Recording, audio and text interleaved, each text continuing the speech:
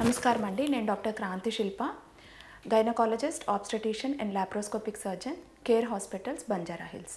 ఈరోజు మనం డిస్కస్ చేసుకోబోయే topic cervical cancer and its prevention. Model నటి పూనం పాండే మృతి సంచలనం క్రియేట్ చేసింది. అయితే తాను చనిపోలేదని, స్త్రీలలో కేవలం సర్వైకల్ క్యాన్సర్ గురించి అవగాహన తీసుకొచ్చేందుకే ప్రాంక్ చేశానని పూనం పాండే వెల్లడించారు. ఈ నేపథ్యంలో సర్వైకల్ క్యాన్సర్ గురించి 3TV ప్రత్యేక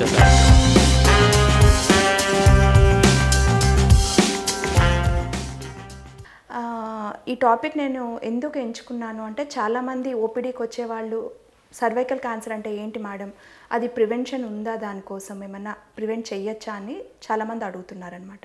సో దానికోసము ఈ టాపిక్ తీసుకోవడం అయింది.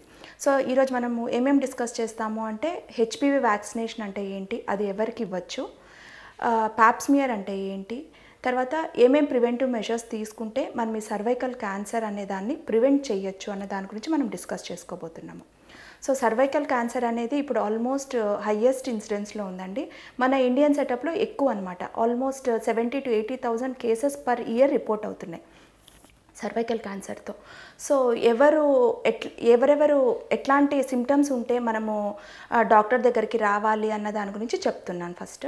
సో అబ్నార్మల్ వెజైనల్ బ్లీడింగ్ ఉంటుందన్నమాట. అంటే పీరియడ్స్ మధ్యలో కూడా బ్లీడింగ్ అవుతుంది, ఎక్కువగా అవుతుంది. Plus intermenstrual bleeding అంటామన్నమాట.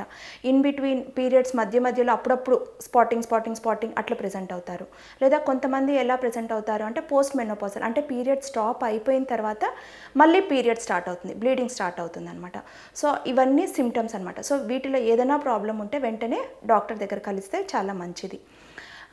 Next common presentation ఏంటి అంటే అబ్నార్మల్ వెజైనల్ డిశ్చార్జ్ అనమాట. అంటే నార్మల్గా ఉండే వెజైనల్ డిశ్చార్జ్ కాకుండా, అంటే స్కాంటీగా కొంచెంగా ఉండి స్మెల్ లేకుండా, ఇచింగ్ లేకుండా ఉంటే అది పర్వాలేదు, నార్మల్ వైట్ డిశ్చార్జ్ అంటాం అనమాట. పెథలాజికల్ వైట్ డిశ్చార్జ్ అంటాం, అంటే ఎక్కువ వైట్ డిశ్చార్జ్ అవుతుంది. ప్లస్ స్మెల్ అనేది ఫౌల్ స్మెల్లింగ్ ఉంటుందన్నమాట. ఫుల్ ఇచ్చింగ్ ఉంటుంది, మన ప్రైవేట్ పార్ట్స్ అంతా కూడా ఫుల్ ఇచ్చింగ్ ఉన్నా కూడా ఇట్లాంటి వైట్ డిశ్చార్జ్ ఉన్నప్పుడు ఖచ్చితంగా డాక్టర్ని కలవాల్సి ఉంటుంది. కొంతమంది ఎలా ప్రెజెంట్ అవుతారు అంటే, మాకు అస్సలు ఆకలి లేకుండా ఉంటారు, కొంతమందికి ఏమి తినాలనిపించదు, లేదా సడన్ డ్రాస్టిక్గా వెయిట్ లాస్ ఉంటుంది. Some 10 kgs 12 kgs weight loss within a span of 3 months అట్లా ఉంటే కూడా డాక్టర్ని కలవాల్సి ఉంటుంది. సో కొంతమందికి family history of cervical cancers కానీ ఉంటే వీళ్ళంతా కూడా హై రిస్క్ పాపులేషన్ అనమాట. సో ఈ సిమ్టమ్స్ ఉంటే వెంటనే డాక్టర్ని కలిస్తే అప్పుడు పాప్స్మియర్స్ అనేసి రొటీన్ స్క్రీనింగ్ ప్రొసీజర్ అనమాట. అది అంటే సర్విక్స్ నుంచి ఒక స్మాల్ స్మియర్ మాదిరిగా తీస్తాము. సో పాప్స్మియర్ అనేది it is like A OPD procedure అండి. జస్ట్ మనం ఒక ఓపీలకు వస్తే అప్పుడే చేసేస్తాం. హార్డ్లీ సమ్ 700-800 రూపీస్ ఉంటుంది, అంతేగాని ఉంటుంది. It is completely painless procedure. దాని తర్వాత మీ పనులన్నీ కూడా మీరు చేసుకోవచ్చు. చాలామంది క్వశ్చన్స్ అడుగుతుంటారు, మేడం పాప్స్మియర్ చేసిన తర్వాత మేము ఇంటికి వెళ్ళొచ్చా. It is like a complete OP procedure అనమాట. సో పాప్స్మియర్ చేసి దాంట్లో ఏమన్నా అబ్నార్మల్ సెల్స్ ఉన్నాయా, ఏమన్నా ప్రీ ఇన్వేజివ్ లీషన్, అంటే క్యాన్సర్ కంటే ప్రీ ఇన్వేజివ్ లీషన్స్ ఉంటాయి, అవేమన్నా ఉన్నాయా, లేదా క్యాన్సర్ సెల్స్ ఏమైనా ఐడెంటిఫై అవుతున్నాయా అనేసి పాప్స్మియర్ చేయాల్సి ఉంటుంది. సో నెక్స్ట్ ప్రొసీజర్ ఓపీడీకి వచ్చినప్పుడు ఇంకేం చేస్తాము అంటే, ఒకవేళ పాప్స్మియర్లో ఏదైనా అబ్నార్మల్ సెల్స్ ఉన్నాయి అంటే అప్పుడు సర్వైకల్ బయాప్సీ అనేసి కానీ, కోనైజేషన్ అనేసి కానీ నెక్స్ట్ ఫర్దర్ స్టెప్స్ అనేది తీసుకోవాల్సి ఉంటుంది. సో దీనికి ప్రివెన్షన్ ఏంటి అంటే, ఫస్ట్ హై రిస్క్ ఇండివిజువల్స్ ఎవరికి ఈ సర్వైకల్ క్యాన్సర్ అనేది వస్తుంది అన్న వాళ్ళ దాని గురించి డిస్కస్ చేద్దాం.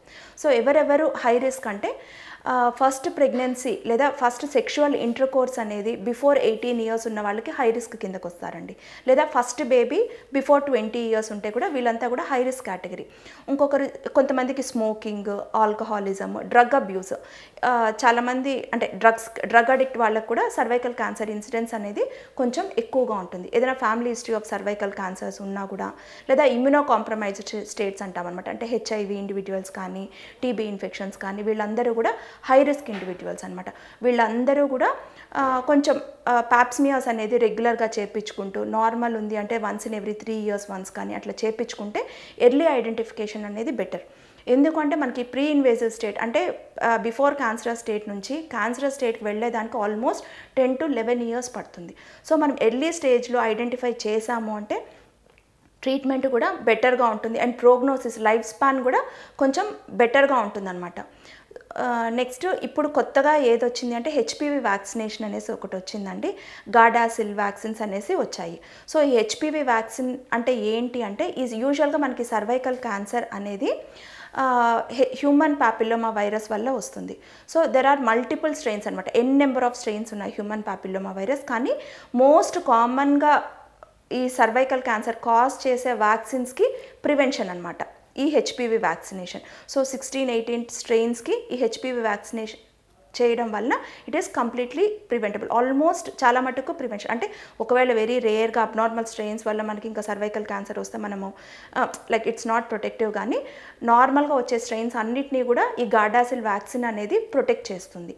సో ఈ హెచ్పివి వ్యాక్సినేషన్ అనేది ఇప్పుడు కొత్తగా ఈవెన్ బాయ్స్కి, యంగ్ బాయ్స్ అండ్ గర్ల్స్కి ఇవ్వాలి అని ఆర్టికల్స్ వస్తున్నాయన్నమాట ఇప్పుడు.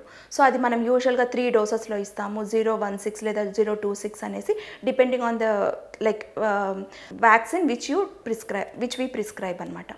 సో హెచ్పివి వ్యాక్సినేషన్ అనేది యూజువల్గా ప్రెగ్నెన్సీ స్టేట్లో ఇంకా చెప్పలేదన్నమాట. ఇంకా ఆర్టికల్స్ అనేది ఇంకా సేఫ్ అనేసి చెప్పలేదు. సో బెటర్ మనం గాడాసిల్ వ్యాక్సిన్ ఇచ్చిన తర్వాత బెటర్ 1 year పాటు ప్రెగ్నెన్సీ అనేది లేకుండా ఉంటే మంచిది.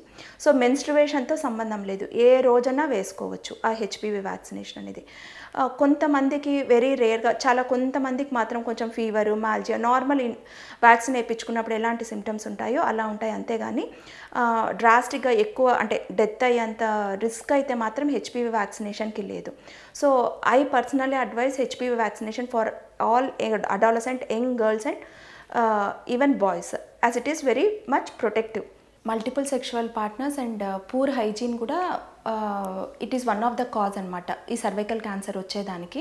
సో హైజీన్ ప్రాపర్గా మెయింటైన్ చేసుకుంటూ వివాహేతర సంబంధాలు అంటే మల్టిపుల్ సెక్షువల్ పార్ట్నర్స్ లేకుండా ఉంటే సర్వైకల్ క్యాన్సర్ ఇన్సిడెన్స్ అనేది చాలా మటుకు తగ్గుతుందండి.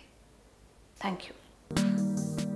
అద్భుతమైన ఆరోగ్య వీడియోల కోసం 3TV హెల్త్ ఛానల్ని లైక్ చేయండి, కామెంట్ చేయండి, సబ్స్క్రైబ్ చేయండి, అలాగే షేర్ చేయండి. Thank you.